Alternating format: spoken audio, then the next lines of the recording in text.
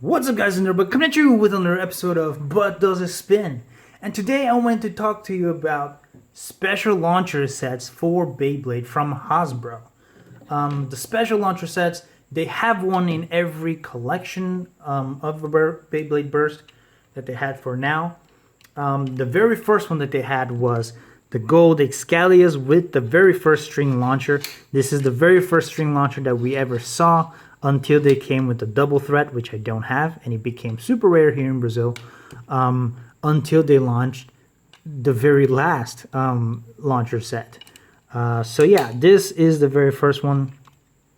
I did show you some of my special launcher sets before. We did have the sword launcher episode before, and I did say that if you can get your hands on a special launcher set, you should get it because they are much better than the ripcord launchers, and that is true. And especially for this very first one was very true because it was a string launcher, which back then, when this came out for Hasbro, this was the only way you could get a string launcher, which is fantastic.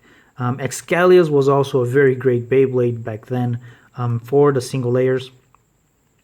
It was the very first one that was like a double layer because it did have the impact points from the lower plastic and the outside plastic. So yeah, this is one of my favorite sets. I do love Excalius, especially in gold. You can see that I used him up quite a bit because he was my favorite. So yeah, this was the very first set. The second set, unfortunately, I don't have, which was also Excalius, but Excalius X3 with the red sword launcher. Unfortunately, that time period, it's something, most of the Beyblades from that time period is very scarce here in Brazil. At this point in time, you never see any of them anymore. None of the Switch Strike stuff either. Only Slingshot and above. The third string launcher is the Slingshot one, which I do have. And it's Fornia's, let me focus, Fornia's F4 with the Riptide launcher set. And this one was fantastic.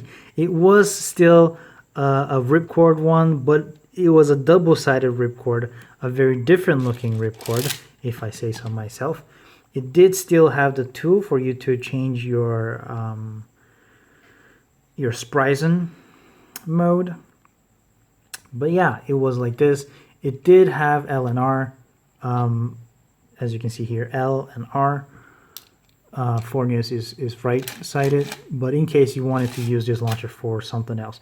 It does have the Shark moniker to use with Fornius, obviously, but it also had this little nifty thing which calculated the power of your launch. So that was fantastic. We used to have a lot of fun with this. This one, as I told you, it was the first special launcher that came with like a finger guard here, so that when you grab it, the bay spinning wouldn't get caught in your finger.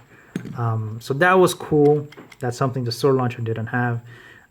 This button is to reset the power. I can show you here. Let it rip. So it almost went to the top, but I didn't max it out, so I'm a little weak boy. And then you press that to reset. But it was one of my favorite launchers just because of how it looked. I thought it was fantastic. I did love this quite a bit. The fourth launcher is one that we did show in this channel, in this series actually, was the sword launcher with Cosmic Valtryek. Is this not focusing? With Cosmic Valtryek and the sword launcher. The sword launcher, despite this blue one, despite coming out after the Riptide one, it didn't have the finger guard because it was just a reprint of the red one, the one that I'm missing, with the Excalius set. The moniker is a sword because Apocalypse was also a sword, even though this sword one was more for the Excalius, which looks more like this. This one does have a lot more spikes on the blades, but it's not. It's, you know, whatever. They just because of the sword, they did it. And that was the fourth for Hypersphere. And then for the fifth one, for the Sparking Base, for Hasbro was Speedstorm. It was this Brave Valtryek with the sparking launcher, which was a fantastic one. This one did have the finger guard because it was newer than the others. It was specific for the set. It did have little flints on there with a sandpaper, so that when you launch, it sparks, which is fantastic. It was a normal ripcord one, but the quality of this ripcord was different. At least I think it is. The grip here, it feels a little rubbery. Maybe it's rubber, maybe it's not. But it feels more flexible than the normal ripcords that we get. Valtryek here was not the best bait. It barely spun. The stamina was horrible. Horrible. It didn't have any of the gimmicks, of course, because it is a Hasbro bait. But this was a decent driver. I did like this quite a bit. It is pretty new for mine, as you can see. It is not awakened yet, but definitely one of the better drivers to have. So yeah, that was the fifth one. So now for quad drive, they came out with a new set, and I do have my hands on it, and that is what I wanted to show you today. We do have quad drive. It is a Roktavor, Cyclone Roktavor R7 with a string launcher. This is the only string launcher on the Hasbro side that we saw after the double threat one, which was a really long time ago, if I say so myself. So what a fantastic set. The box is very different than the other ones because the other ones had a see-through plastic part for us to see. This one is completely cardboard. I guess Hasbro is trying to save costs lately, but it is a fantastic set. It is, as I said, here in Brazil, we don't have many quad drive Beyblades yet. We don't have the starter set that they even show here. We don't have that yet. The only sets we have is 3 of the double packs and this one. And I'm so glad they brought this one at the very least, because for the Cyclone one, we didn't get it until way later when Speedstorm was already out. So that was a little weird, but thankfully we did get those. And this one, thankfully, we did get it early on. And like I said, the special launcher sets are very great because these are worlds better than the ripcord launcher. So if you can get your hands on one of these, I definitely recommend to do so. And so let's see, does it spin? Let's check it out. So here we are with all the components out of the box. We'll take a look at the launcher first. It is a nice little orange on blue. I do like that quite a bit. Here is the code for those of you who need it. Let me try to focus that slightly better for you. I do like this quite a bit, but it does make a lot of noise. None of my other string launchers make that much noise, so I don't know what is up with that. It does have the logo Quad Drive there, Beyblade and Beyblade R and L. To change this, it is just like the old dual thread. You just pull that, you push this to left, and then push it back. And you would spin left, and then you do the same thing again, put it back, and it spins right. So it is pretty cool. It is simple to use. It is decent. It's decent hold on it. I like it quite a bit. Now to the Beyblade, it is Cyclone Roktavor R7. This, much like some of the other starter set quad bays, the details are not really painted on there. Let me try to focus better. You can barely see Roktavor. They painted only his eyes and like the top horn, so you can't barely tell that Roktavor is on there because it is the same color as the background. I don't know why they did this. They kind of cheapened out with this. The other details in the layer is very nice. Gold on the orange with like the faux weight blue color. Of course, we don't have weight in these because it is Hasbro. Here is the code for Roktavor. The armor below. It is nice, but it's not as nice as the ones that come in the dual packs, because they do paint it in a different color to show what the design on the chip is supposed to be, right? Just like with Lindworm as well. They do show, but Roktavor sadly is not the case. Maybe if Roktavor comes out in a double pack, maybe we'll see a better chip. I did show you how to change the mode. This is currently on low mode, which I prefer, but to put it on a high mode, you just put the armor down. If the armor goes from below and chip from above, that is low mode. If the armor goes on top and the chip below, then that is high mode. So let me just, yeah, you pull it like that, take it out. Let me try to zoom in better. Then you put from below and you do it until it clicks. You push it until it clicks.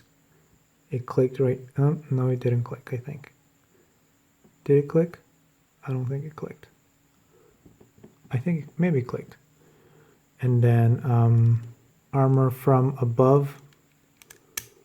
There you go. Now that is high mode. I don't enjoy high mode very much because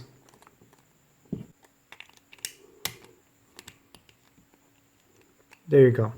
So I don't like high mode because it does make this. That said, on the high mode, you can put forge discs from the other Beyblades, and then it does make the fit look nicer. But the quad forge discs, I think they're mostly meant for low mode, because then it looks nicer. Let's put it back to low mode because I do like that better. So to put on low mode, you just push the armor out again from the top, and this you twist it the opposite way to free the chip, and then you just push it to take it out from the bottom, and then you put it on top again. Is it? Yep, it's this way, and then you just push it until it clicks, and let's put the armor from the bottom, and that is low mode. On low mode, you can't put any forge discs, any older forge discs. It has to be these taller quad bay forge discs, or else it won't fit. So we'll put it on low mode like this because I think these forge discs were specifically made for the low modes, and I do think it looks better here. I forgot to look at this. The tip is, this one looks more like a, it does have like a tiny tip there, and then this one is like one of those old stamina types perhaps.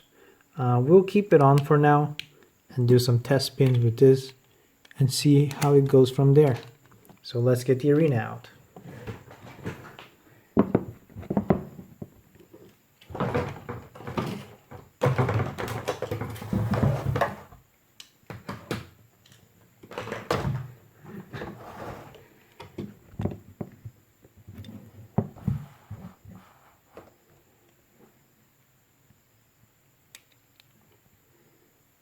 So here we have the arena, and let's put it on our Roktavor on our string launcher, and let's launch it.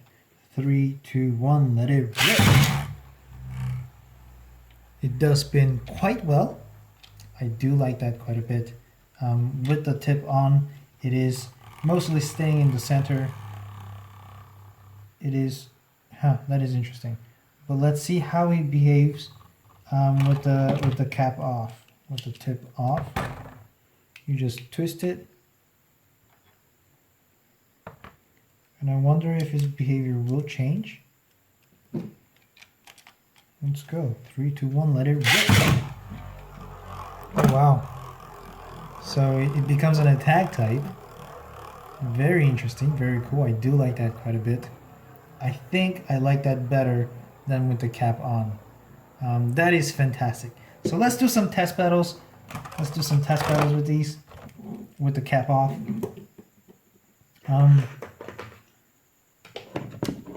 I guess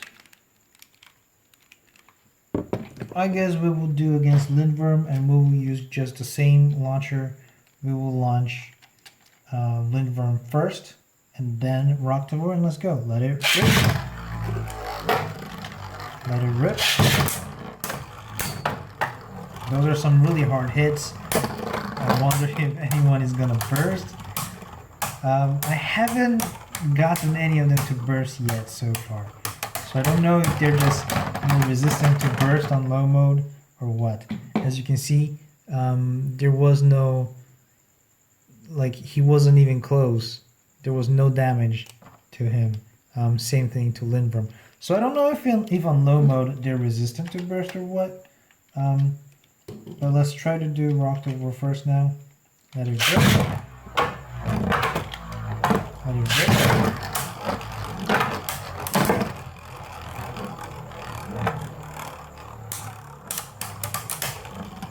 Oh, those are some hard hits. And nobody bursted. What is going on?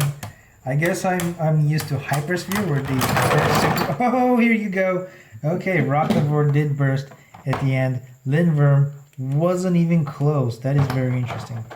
But yeah, I was just about to say that Hypersphere, maybe I'm used to Hypersphere, which bursts a lot more frequently. Let's put the cap back on and see how that works out for Roktavor. We will spin Lindworm first. Let it rip. Let it rip.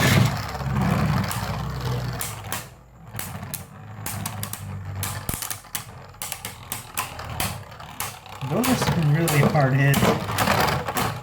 And Roktavor beat him. Roktavor beat him. Maybe this cap works better for Roktavor. Let's try Roktavor going first with it.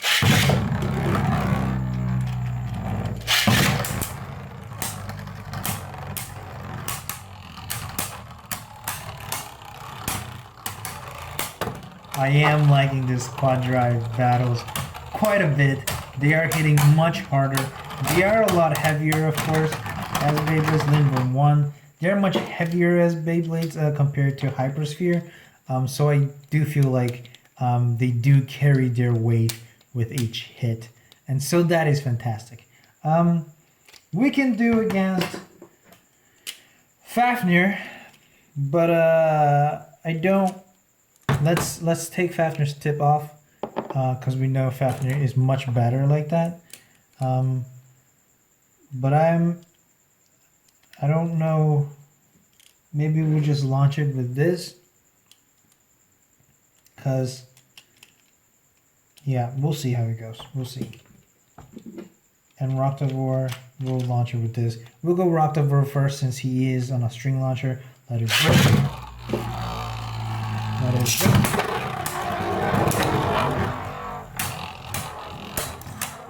Yo, Roktavor is taking a lot of hits. Fafnir is going at him, hitting him left and right. But he is losing a lot of stamina. And that could be because I did use a ripcord on him instead of a string launcher. We could change it back to left spin and then use Fafnir on this and use Roktavor on the normal ripcord launcher and see how that goes. Ready? Let it rip.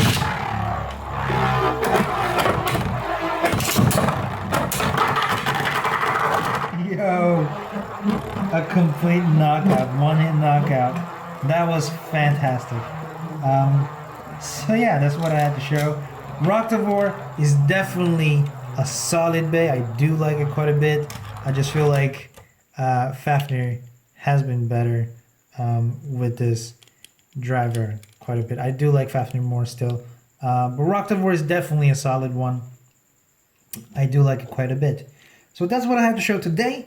And if you like this content, then please leave a like and subscribe if you haven't yet. And if you'd like to see more content like this, stay tuned because we are bringing more bays and more spinning tops to this series. So stay tuned.